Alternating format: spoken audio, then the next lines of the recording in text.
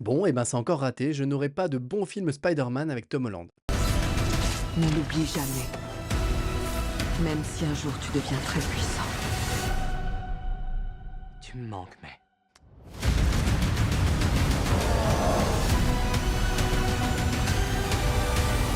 Bonjour à tous, bienvenue dans le coin de Thibaut, on est parti pour une nouvelle critique donc du film Spider-Man Brand New Day, réalisé par Destin Daniel Cretton, qui avait déjà réalisé Shang-Chi, que j'avais beaucoup aimé, j'en attendais beaucoup moi, de ce nouveau film avec Tom Holland, Zendaya, et puis voilà, donc on retrouve, et Sadie Sink aussi, donc on retrouve un petit peu la bande des premiers films, sauf qu'on n'a plus effectivement John Watts, le réalisateur, voilà, torchon, hein, de ce MCU, franchement, enfin, ce mec-là, c'était un yes man, qui n'aurait jamais dû à qui on n'aurait jamais dû donner la réalisation d'un film Spider-Man, enfin, de même 3 films.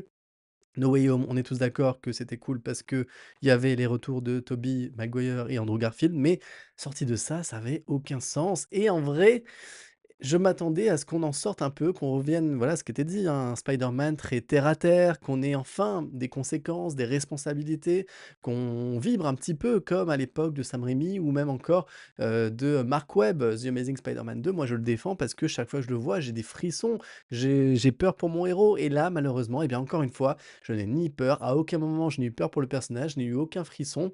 Oui, il y a des tentatives, c'est pas complètement à jeter, c'est beaucoup mieux, que les 3 premiers films, mais franchement, ça casse pas 3 pattes à un canard. Alors les amis, n'oubliez pas de vous abonner à la chaîne de Coin de Thibaut, si c'est pas encore fait, on est bientôt à 3000 abonnés, j'aimerais bien passer ce cap. Enfin, ça prend son temps, mais on y arrive et puis voilà, c'est pas encore fait, abonnez-vous, likez, partagez, boostez si vous le pouvez aussi, puis abonnement premium à 1,90 € par mois, puis ça vous permet d'avoir, voilà, des rôles particuliers sur la chaîne et des vidéos en avant-première. Vous êtes déjà quelques-uns à l'avoir fait et je vous en remercie, ça fait vraiment plaisir. Alors on est parti pour la suite donc de cette critique, donc de Spider-Man Brand New Day. Sur le synopsis, avant de rentrer plus dans l'analyse et la critique, sur le synopsis de ce film, eh bien, on retrouve donc, Peter Parker, après les événements de No Way Home. On va avoir un petit montage rapide au début, qui va nous résumer un peu les 4 ans, qui sont écoulés, entre, l'entrée, au, MIT et à la sortie, donc, ça va à peu près 3-4 ans. Donc voilà, Peter, donc, que tout le monde a oublié, tout le monde a oublié l'existence de Peter Parker, mais pas de Spider-Man, et du coup, eh bien, ils avaient décidé de se réfugier sous son masque et bien voilà, de se mettre à fond, dans son rôle de Spider-Man, ce qui fait que la criminalité est en forte baisse, à New York, chose positive. Du coup, il a de très bons rapports avec la police, mais dans sa vie perso, bien voilà, il y a pas de relation, personnelle, il y a pas d'amoureuse, il y a pas d'amis, et il stalke même pas, hein, enfin si, il regarde un peu vite fait, sur les stories, des trucs comme ça, Ned et MJ, mais voilà, c'est pas plus appuyé que ça. Mais petit à petit, eh bien, il va se sentir, vraiment enfin voilà, il va être vraiment très, très seul et avec cette solitude, eh bien, va apparaître aussi une espèce de mutation génétique où il va aller encore plus vers l'araignée, lui donnant même des toiles, organiques un peu comme, celles de, Tobey Maguire, dans les premiers Spider-Man et aussi, eh bien, il va y avoir, un nouvel ennemi, voilà, invisible qui a l'air de passer de personne en personne, d'esprit en esprit. Qui est-ce? Eh bien, vous verrez ça dans le film. Voilà, donc je préviens aussi que je vais essayer de pas trop spoiler. Je vais pas spoiler. Je vais pas spoiler, je vais juste dire, les points positifs, les points négatifs. Je vais commencer par les points positifs parce qu'il y en a quand même, c'est pas complètement à jeter. Les points positifs, c'est effectivement le réalisateur, Destin Daniel Cretton. On sent enfin qu'il y a un vrai réalisateur derrière la caméra, pas partout et c'est pas homogène et c'est là où c'est bizarre, c'est que j'ai l'impression qu'il y a un peu 2 films et qu'en gros, il y a ce que a voulu faire le réalisateur et il y a malheureusement ce qu'a voulu faire soit Sony, soit Marvel.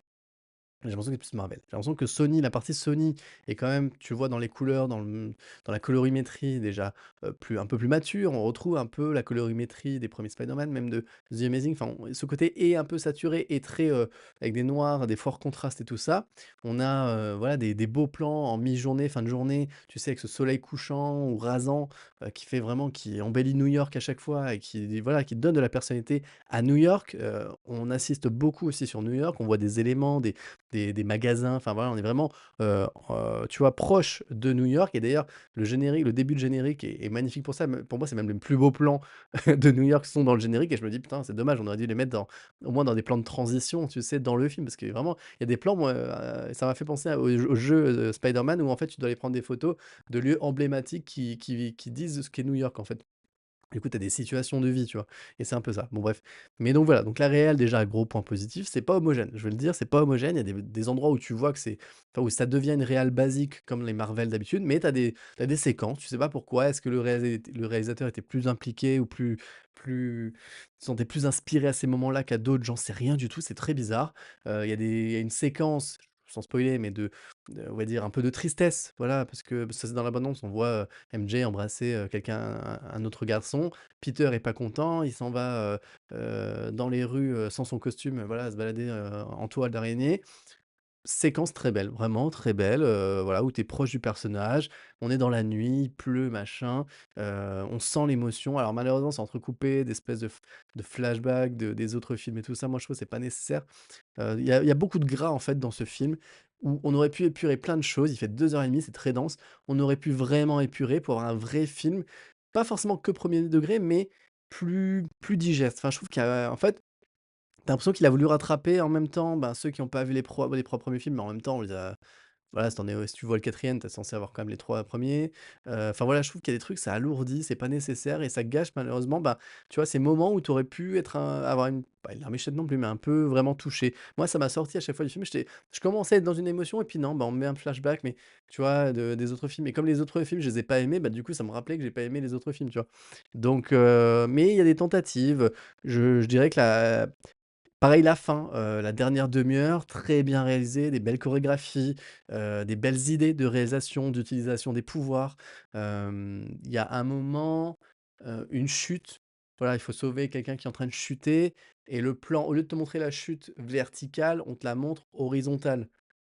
Alors je trouve que ça malheureusement ça annule un peu l'effet de tu peur que la personne enfin, tu moins du coup la sensation de chute, mais j'ai bien aimé. C'est une idée de réal qu'on aurait pu voir même dans tu vois, je me suis dit il y a quelques plans pas empruntés, mais qui auraient pu apparaître dans les Spider-Man, avec Miles Morales, la New Generation, tout ça, Across the Spider-Verse, ça aurait très bien pu y a donc tu vois, il y a des idées, il y a des propositions, on voit qu'il y a un vrai réal, c'est pas un yes man comme John Watts. Sorti cela, est-ce que c'est au service de l'histoire ou pas? Enfin et puis déjà, c'est pas je vous dis le fait que ce soit pas homogène, ça m'a sorti. Autre point positif, parce qu'on était quand même sur les points positifs, le jeu d'acteur. Tom Holland, moi je j'ai jamais, pas apprécié, mais il y avait sa jeunesse et tout ça. Là, je trouve qu'en prenant de l'âge et dans l'Odyssée, même si malheureusement il a pas encore de rôle où vraiment on doit aller vraiment chercher dans des vraies émotions, de la difficulté. En fait, c'est vraiment un acteur et qui a des personnages vraiment protégés à chaque fois, tu vois? C'est des jeunes, enfin voilà, des jeunes hommes qui ont quand même des facilités, qui tu sais, c'est un peu le petit gendre idéal et tout ça, mais il y a pas vraiment de tu vois, il y a la vie, oui, enfin même dans les Spider-Man, OK, il a perdu Tante May, tout ça, mais je sais pas comment dire, je trouve qu'il le vit bien quelque part, tu vois? Il va mettre des fleurs sur sa tombe à sa tante, mais tu le vois pas en pleurs, dévasté. Alors oui, on l'a vu dans No Way Home un petit peu, mais je veux dire, tu sais, tu vois pas l'impact, dans The Amazing Spider-Man 2 quand Gwen Stacy décède, attends, il est pas Spider-Man pendant 6 mois, quoi. Le mec, tu le vois en dépression, quoi et là, je trouve que tu le vois pas tant que ça. Tu ressens un petit peu, mais c'est tu vois, je trouve qu'il est va ce Spider-Man est tellement épargné ou en tout cas on l'épargne beaucoup sur beaucoup de choses. Mais bon, j'ai bien aimé le jeu d'acteur, enfin en tout cas je le trouve investi, convaincant, voilà. Tu sens que c'est un bon Peter Parker quand même, Tom Holland. Zendaya aussi, je l'ai trouvée très convaincante, surtout dans une scène 2 scènes, dans une scène sur un toit où elle est pas vraiment elle, voilà, sans trop rentrer dans les détails, de nuit. J'ai trouvé que la scène était plutôt jolie et puis elle, je la trouve en fait, elle aussi, elle a pris de l'âge et du coup, elle gagne en charisme encore plus. Avant, ça le faisait vraiment jeune, très jeune.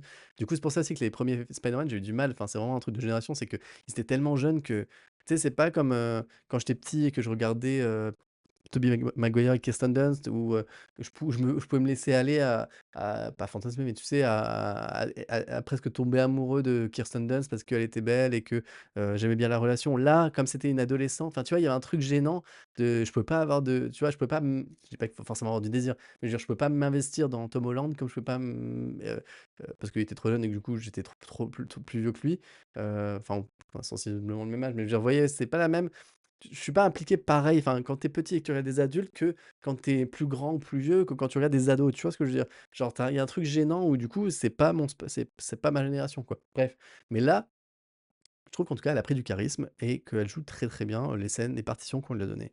D'ailleurs, elle est un peu plus c'est marrant, elle est un peu plus maquillée presque, tu as l'impression qu'elle est un peu tirée comme si elle avait fait de la chirurgie, c'est un peu bizarre. Alors que dans dans l'Odyssée, clairement pas et dans The Drama en début d'année, pas du tout donc là, c'est marrant et c'est un ils l'ont vraiment plus maquillée, plus femme finalement, que jusque-là. Sadie Sink aussi, alors Sadie Sink, c'est le personnage qui m'a le plus touché dans l'histoire du personnage. Je révélerai pas, mais moi j'ai vraiment aimé sa partie. Je trouve que d'ailleurs là, il y a une séquence de flashback dans un parc, que je trouve très bien réalisée, très belle, et qui m'a enfin voilà, quand j'ai réalisé que ce qui s'était passé, je me ça m'a touché vraiment, je sais pas pourquoi plus que enfin ouais, je me suis dit: «Tain, c'est horrible en fait ce qui s'est passé». Donc et je trouve et je sais même pas si c'est assez mis en avant, tu vois? C'est un peu rapidement passé les événements, enfin c'est dit machin, ça motive le personnage, mais je sais pas, je trouve que même elle, elle passe vite à outre après. Voilà, qui je pourrais dire? En non, en point positif, bah, la musique un petit peu, oui, il y a des mus je les retiens pas, mais sur le moment, tu sens qu'il y a des moments musicaux, voilà, enfin, que c'est pas dégueu, et l'image, voilà, enfin, voilà, je maintenant les points négatifs. Ce qui m'a vraiment énervé, c'est le côté Marvel, en fait.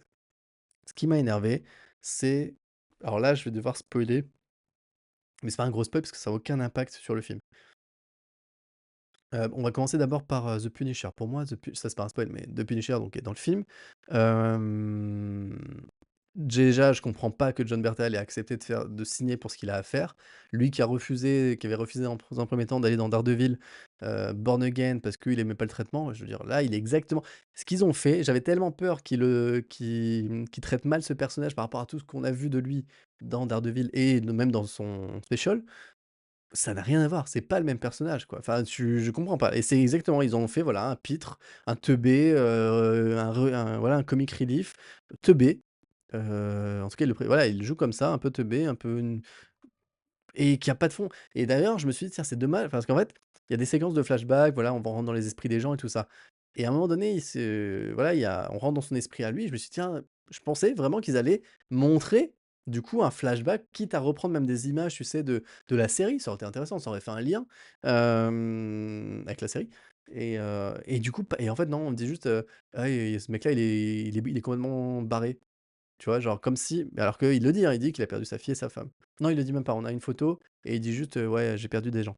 Hem, je crois même pas qu'il mentionne, ouais, qu'il a perdu sa fille et sa mère et sa sa mère et sa femme. Hem et j'aurais aimé, je me suis dit: «Putain, ça aurait là, c'est l'occasion d'aller dans sa tête et de revoir un flashback». Non, pas du tout et donc juste c'est un mec un peu timbré. Mais il sert à rien. Vraiment, il ne sert à rien.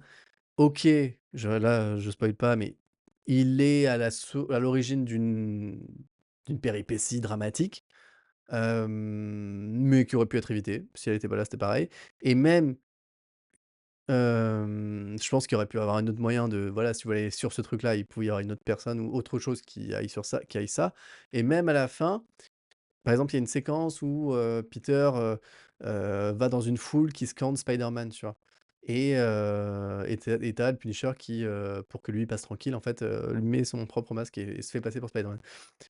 Et du coup, au lieu donc tu as une séquence qui est belle, tu vois? Où tu as vraiment Peter, au milieu des gens et qui comprend, tu vois, que les gens aiment Spider-Man et tout ça. Et en fait, tu as l'autre Pitre à la fenêtre et du coup, en fait, à chaque fois, ça désamorce, c'est ce côté Marvel, ça désamorce à chaque fois et juste pour faire un côté bouffon et tout ça. Alors qu'en vrai, tu m'enlèves, John Bertal, tu m'enlèves je vais le dire aussi, bah, voilà, il y a Florence Pugh, bon ça a commencé à être révélé ces derniers jours. Il y a Florence Pugh aussi qui fait une apparition 2 fois, 2 fois, 3 fois, inutile. La meuf est inutile. Pareil, ils en ont fait une teubée, alors que pour le coup, j'avais bien aimé Thunderbolts et dans Thunderbolts, ça a été vraiment, en plus, on est vraiment dans sa psyché, dans la dépression, enfin, Thunderbolts, franchement, c'est un film, pour du Marvel assez osé. On est dans la dépression et tout ça. À aucun moment, je me rappelle pas qu'elle parlait comme une teubée. Là, ils ont fait en plus, ils lui redonnent un accent russe dégueulasse avec des expressions de russe bêtes, quoi, tu vois? Je me rappelais pas qu'elle était enfin qu'ils avaient le père, David Harbour, oui, mais elle, il me semblait pas qu'elle avait un accent, peut-être dans Black Widow, peut-être qu'elle l'a, mais dans Thunderbolts, elle l'a pas, tu vois, son accent. En tout cas, elle est pas bête et c'est même la plus intelligente du groupe. Enfin, voilà, c'est le personnage principal. Et là, ils en font une teubée et en plus mais tu sais et alors, surtout ce qui m'a énervé, c'est que la meuf, elle se la pète.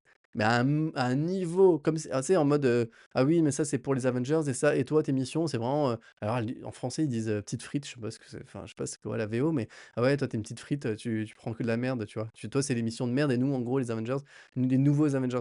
Tu envie de dire: «Mais meuf», alors enfin que vous osiez faire dire ça à Florence Pugh dont les 2 films qu'elle a fait dans Marvel, dans le MCU ont floppé sa mère, Black Widow et Thunderbolts, les 2 flops, les 2 gros flops des dernières, des dernières années et vous lui faites dire alors que tous les pour le coup, tous les fi on peut même moi qui aime pas, tous les films de Tom Holland dans Spider-Man ont été des succès. Je veux dire, i tout le monde connaît bien plus Spider-Man et Tom Holland que, Florence Pugh. Florence Pugh, je pense que les spectateurs de hier qui étaient au cinéma ne connaissaient même pas comment elle s'appelle cette meuf, tu vois? On se dit: «Ah peut tu sais, peut-être on commence un peu à la voir donc ah la blonde je vois qui c'est, Florence Pugh».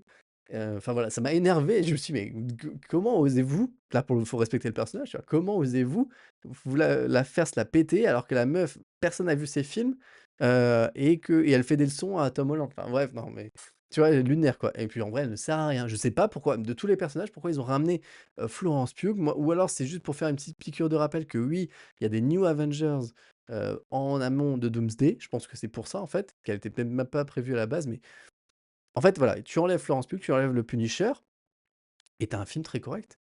Là, ils ont rajouté des ça, qui servent à vraiment, ça ne sert à rien. C'est juste là pour faire durer, pour faire des blagues, des machins et ça m'énerve parce qu'en fait, on est retombé dans des travers, tu vois? On n'ose pas aller à fond dans le drame, oui, il y a un peu la solitude, on a compris, ça c'est trucs traités et tout ça, mais pareil, tout ce qui avait été mis à la fin de No Way Home est annulé finalement. Bon, c'est du sp enfin là, je commence à spoiler, mais je vais pas aller plus loin, mais voilà. Si, ce que je peux dire, c'est que par exemple, on le voyait dans un petit appartement avec tu sais, une machine à coudre et tout ça. Attends, le gars, il a des PC avec trois quatre écrans, machin, c'est Iron Man bis, avec une imprimante 3D qui lui imprime tout ça, tout ce qu'il veut. Il est même pas dans son appart, en fait, il loue, en fait, un petit sous-sol ou je sais pas quoi, quelque part. Tu le vois jamais travailler, mais le gars, apparemment, il est pété de thunes, enfin, il peut payer un loyer à New York plus un petit local, je sais pas où.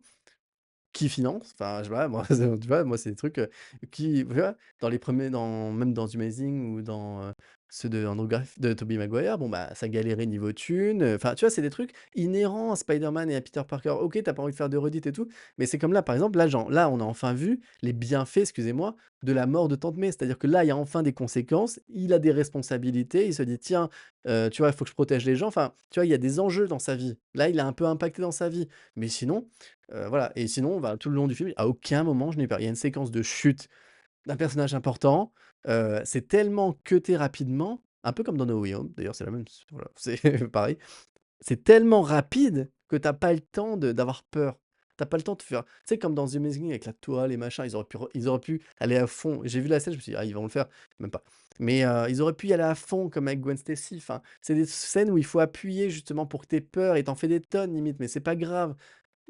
Faut être un peu too much dans ces cas-là et voilà. Donc sinon, oui, il y a des scènes aussi de balancement, des machins, mais pareil, il y a un moment, il y a la première scène une des premières scènes de balancement, en plus, je l'ai vue en 3D et en gros, tu la caméra suit Spider-Man qui saute et je me suis dit: «Waouh, ça va être un truc de fou en 3D, genre la caméra, elle va plonger avec». Non, cut. Cut et en fait, balancement et là, tu es là: «Non, mais putain», mais tu sais comme dans Assassin's Creed où il te cut avant la fin du saut de la foi. Bah, là, c'est pareil. Le mec, il saute, tu dis: «Ah mais en 3D incroyable et tout, tu vas suivre et tout». Je me suis vraiment dit ça, je me suis dit: «Waouh, ça va être comme dans le jeu vidéo mais en 3D et ça va être incroyable». Non, bah, non, en fait, il cut avant et du coup, tu que et en plus, souvent, les balancements sont filmés de loin. Après, c'est sous le masque, un ou 2 plans, mais pareil, je trouve que ils ont toujours pas ce plan, tu sais, ces plans qui suivent vraiment Spider-Man. The Amazing Spider-Man, peu de gens à l'époque l'ont aimé, mais au moins, tu regardes même maintenant sur TikTok et tout ça, les réels, qu'est-ce qui ressort de ce film? C'est cette intro incroyable avec ton, Spider-Man qui chute, donc tu avais le logo, du film et en fait, c'était son costume et il chutait et tu le suivais dans New York, tu vois? Il y a aucun plan vraiment où on le suit en balancement. Il y a des plans où on est proche, alors si, quand il porte quelqu'un avec lui, ouais, OK. Il y a des plans où on est proche, il y a des plans, je veux dire visage et tout ça, il y a des plans où on est très loin, très, très loin même, mais du coup, on n'a pas toujours pas cette sensation de voltige avec c'est fou de pas réussir. Moi, je fais un film Spider-Man, c'est les premières choses c'est le kiff que je veux me faire, tu vois? C'est de refaire même The Amazing, du Sam Raimi. En plus, c'est pas comme si c'était les premiers films. Ce serait un premier film Spider-Man, je te dirais: «C'est très bien». Mais là, ça fait déjà 6 films attends, 3, 4, 5, 6, 8 films qu'on a eu avant où il y a eu déjà des exemples. Inspire-toi, je m'en fous. Prends du Sam Raimi, prends du Mark Webb, prends du Andrew Garfield, prends du Tobey Maguire, mais refais ce qu'on a aimé, prends ce qui a déjà marché et magnifie-le. Ajoute tes idées, il y a de la chorégraphie en plus, il y a des belles idées de réal et tout, il y a des beaux plans, il y a quelques beaux plans quand même dans le film, c'est bien, faut le dire. Mais putain, mais ça, plus les réals qu'il y a eu avant, tu me fais un melting pot de tout ça, tu me fais un chef-d'œuvre Spider-Man. Mais non, et puis là, en plus, voilà, on a vu le Scorpion, franchement, c'est 3 secondes dans le film. Les affiches de comics du début, en fait, tellement c'est du ralenti, tu l'impression que c'est des photos et ça fait très bizarre et le montage qu'ils font, il est pas homogène et du coup, c'est très mal fait, je trouve.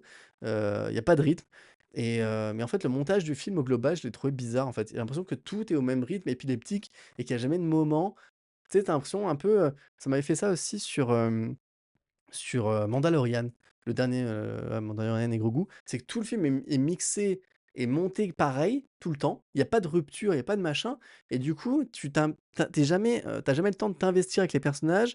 Tu C'est très bizarre comment ils font, en fait et je sais pas si c'est une façon de monter, mais quand tu regardes là, je me suis refait les Dark Knight de Nolan, putain, le film, il est au cordeau. Tu sens qu'il est maîtrisé de A à Z, que enfin, tout est, incroyable. Vraiment, les scènes, tu les sens, tu les vis, tu machin. Je sais pas comment l'expliquer. En fait, tu vois, j'aimerais ne même pas avoir analysé. Je sais même pas comment enfin, je pourrais analyser le Dark Knight, mais je veux dire, c'est tellement parfait que tu as même pas besoin d'analyser. C'est genre: «Les gars, allez-y», tu vois? C'est parfait, tu as de l'action, tu as du drame, c'est psychologique.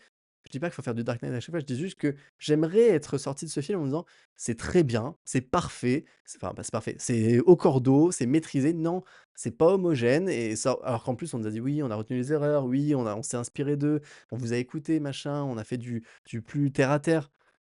Ouais, terre à terre, oui, si tu veux, mais je veux dire, c'est il y a il ça manque encore de ça manque d'impact, ça manque d'émotion, ça manque d'arrêter de casser les moments un peu dramatiques par des blagues, aussi. Il y en a encore, moins qu'avant, mais encore. Hem, mais bon, on est sur le bon chemin, mais c'est enfin, quoi, il va falloir 6 films de Tom Holland pour le dernier voilà, on va faire Spider-Man 6, 5 et 6. Il y aura Spider-Man 6, je vais enfin vous dire: «Waouh, enfin un vrai bon film Spider-Man». Ce serait fou! Là, franchement, j'y croyais. Je me suis dit: «Voilà, Daniel Destin Cretton, il va nous faire un très bon Spider-Man», comme Shang-Chi, qui avait des trouvailles, mais de combat et tout ça, c'était trop bien et il y en a un dans il y a quelques trouvailles et heureusement qu'il y a la fin, je vais vous dire, heureusement qu'il y a la dernière demi-heure pour sauver un peu les choses. Hem, mais même, voilà, il y a Hulk, le combat contre Hulk est pas non plus, tu vois, j'ai pas en fait, à aucun moment, j'ai peur pour Spider-Man. À aucun moment, il se prend des mandales. À aucun moment, je suis assez près de lui avec la caméra, où tu le vois son masque décharné, où tu le vois manquer d'air, je sais pas, un truc qui montre qu'il souffre, tu vois? Non, c'est il se prend des murs et puis non, mais puis il est là, puis machin. Tout est fun, en fait. Même exemple, il a une relation, par téléphone avec la police, enfin avec la commissaire de police. Je sais plus son nom, DeWolf, tu vois? Un truc comme ça. Tu vois qu'ils ont voulu faire un peu comme dans le jeu vidéo avec, comment elle s'appelle? La flic, dans le premier bref, qui est vraiment ton contact personnel. Mais tu sens dans le jeu qu'il y a un respect de la hiérarchie, qu'il y a les flics et que lui, il est, justicier, tu vois? Les 2 se respectent et même la flic lui donne un peu des ordres en mode, voilà, «Je vous tolère, mais voilà, restez dans votre champ de compétences», tu vois? Et là, tu as l'impression qu'il y a une relation hyper malsaine. La meuf, elle a 40-50 ans, elle lui parle tu as l'impression qu'elle drague Spider-Man au téléphone, quoi. Alors que dans tous les cas, tu sais, tu entends à la voix qu'il a 20-25 ans, tu vois? Et tu vois, ils ont une relation mais tellement bizarre, tu sais, genre un peu de petit couple, je sais pas, de ch très je et puis même, c'est toujours ce côté bisounours, heu, comme si tu parlais comme ça au commissaire de police et comme si le commissaire de police, OK, on est dans un monde, il y a que des super-héros et tout. Mais en fait, la meuf, elle est fan, tu vois? Elle est en mode fan du super de Spider-Man, alors qu'elle est censée être commissaire de police. À un moment donné, pourquoi pas au dé allez, acceptons, vas-y, on est dans un délire bisounours. À un moment donné, il y a un drame qui se passe et on en prend acte et elle lui dit: «La prochaine fois, je pourrai pas vous sauver». Mais attends, mais dans le Dark Knight, le gars, il tue 2 flics, il se fait poursuivre jusqu'au troisième film par les flics, c'est, l'ennemi du public numéro un. Je dis pas qu'il faut aller jusque là forcément, je dis juste qu'il pourrait y avoir déjà une conséquence, mais là, tu sais, je trouve que c'est encore une fois et je m'en suis rendu compte à la fin de la séance où les gens ont applaudi, en fait et il y avait beaucoup de enfin, c'est que des jeunes, en fait, et je me suis rendu compte qu'en fait déjà parce que moi peut-être que je suranalyse, peut-être que voilà, je suis trop dans et en même temps quand je regarde les films de Tom Holland, de Sam Raimi et de Andrew Garfield, j'ai pas besoin de suranalyser puisque Alors je vois dans le premier The Amazing Spider-Man ce qui va pas par contre. Mais dans le 2, je vois quasiment pas de j'ai rien acheté quoi. Je le trouve très bien, The Amazing Spider-Man 2, je l'adore. Et les premiers films et les 3 films de Tobey Maguire. Même si même le 3, tu vois? Le 3, j'ai plus d'impact. Le 3 à la fin, quand, Spider-Man va presque mourir, tu les gars, je me souviens là, à 30 ans, je me souviens des émotions que je ressentais dans mon siège de cinéma, devant cette scène, quoi. Et même si je me doutais qu'il allait survivre, tu vois? Et je savais qu'Harry allait débarquer à un moment donné. Mais c'est tellement dur, il y a plus de musique, tu entends juste le boum, boum, tu vois? Quand il tape sur Spider-Man. J'aimerais avoir ressenti ça, avoir des émotions. Donc voilà, malheureusement, la magie n'aura encore pas été là, n'est pas au rendez-vous. C'est mieux, tu vois? Ça j'ai envie de te dire, je vais faire un truc comme les profs, tu sais? Progresse, mais peut mieux faire encore et voilà, on pourrait encore mieux faire, mais c'est voilà, c'est mieux. Oui, c'est le meilleur film de Tom Holland dans Spider-Man. Oui, en même temps, c'était pas très dur. Mais c'est quand même pas un bon film Spider-Man, je suis désolé. Il y a trop de gras Marvel, il y a trop de trucs qui servent à rien. On pouvait écourter, on pouvait voilà et oui, on filme bien le New York, on a des idées sur les pouvoirs et tout ça, mais voilà, pour moi, c'est pas encore assez, quoi et en fait, j'étais plus mais vraiment, mais pour vous dire, je suis pas genre, anti, Tom Holland et tout ça. Au début du générique, tu as des images de New York. J'ai été plus touché par les images qu'on voit, où il y a pas Spider-Man du coup, mais où c'est juste des images de gens à New York et elles sont belles les images, ça doit être une seconde équipe qui a été filmé ça. J'étais plus franchement, plus touché par le générique. Je trouvais ça plus beau que même si le film est beau, il est pas moche en soi. Mais je veux dire, tu vois, j'ai été plus touché par ces images de New-Yorkais et machin, que de tout le film. Parce qu'en fait, parce que là, c'était tranquille, là, c'était plus posé, avec une petite musique mignonne. Alors que tout le long du film, c'est tellement on enchaîne, on enchaîne, on enchaîne, tu respires jamais vraiment, tu te poses pas dans les émotions, machin, que ça va tout, il va hyper vite, tout est au même niveau, la dramaturgie, le comique, le machin. C'est ça en fait Marvel, c'est que tout est au même niveau, tout est voilà. Et il y a pas rien n'est plus important qu'autre chose. Voilà. Le drame, le moment dramatique est pas plus important que le combat, que l'humour. Tout est au même niveau, tu vois? Et donc je me dis juste que c'est un film générationnel, c'est un Spider-Man générationnel, c'est sûr. Voilà, on avait eu, hein, sur la chaîne des abonnés qui étaient venus, qui disaient: «Ouais, moi mon Spider-Man, c'est Tom Holland, malgré les défauts, tout ça et j'arrive pas» voilà. Je comprends et quand les gens ont applaudi à la fin, j'étais là: «Mais comment vous pouvez applaudir ça?» Même à l'époque, moi, personne applaudissait les films de Sam Raimi et pourtant ils étaient incroyables. Donc même l'Odyssée, personne n'a applaudi, enfin je veux dire donc là, c'était vraiment je pense des fans aussi, hein, mais je veux dire, c'est-à-dire qu'il y a voilà et je pense que ce Spider-Man est aussi reflète une génération bisounours un peu, tu sais, qui a pas trop de conséquences dans sa vie, où il faut surtout pas leur donner de conséquences, et voilà, enfin, je trouve il y a un truc comme ça, il y a un miroir de société, de jeunesse, de génération tu vois? Et The Amazing, c'était un peu un entre-deux. Il y avait un peu ce côté-là, mais il y avait quand même des conséquences et Tobey Maguire, il y avait beaucoup de conséquences, tu vois? On était post, 11 septembre, tout ça, tu voyais vraiment, tu vois? Genre, on était dans le drame, quoi. Donc et pourtant, on n'est pas mieux aujourd'hui, il y a des guerres et tout ça. Mais bon, en tout cas, c'est un constat que je me fais, c'est que, c'est un Spider-Man générationnel aussi et j'aimerais, hein, franchement, mais c'est même pas une question enfin, pour moi, c'est pas une question, je pourrais le kiffer autant que les nouveaux voilà, les nouveaux fans. Mais c'est juste que pour moi, c'est en termes j'ai une exigence parce que j'ai été biberonné à des super films de super-héros et voilà et j'aimerais encore vivre ces moments-là. Parce que c'est normal, quand tu payes 10-15 € ta place et que tu attends 5 ans pour avoir un film, que tu as un bon réal derrière, tu dis: «Putain, vas-y, fais-moi rêver, quoi» et voilà, c'est bien. Sans plus. C'est pas excellent, c'est pas très bien. Vous avez pas sursauté, machin, vous avez pas non, c'est bien, c'est mieux qu'avant, mais c'est pas incroyable. Donc ouais, les amis, dites-moi en commentaire ce que vous en pensez, est-ce que vous êtes d'accord, pas d'accord, vous avez kiffé, surkiffé, pas kiffé? Dites-moi en commentaire, je sais pas si on en parlera en live ou pas, je sais pas encore si je fais un live, ce soir, au moment où je tourne la vidéo, on verra bien. Donc voilà, des bisous, des pouces, partagez, likez et puis on se dit à très bientôt sur la chaîne. Ciao les amis. Dans mon coin, c'est le coin de Thibaut. YouTube est mon terrain, je t'invite dans le show du grand écran série qu'on binge dans le noir. Si t'aimes le cinéma, t'es déjà mon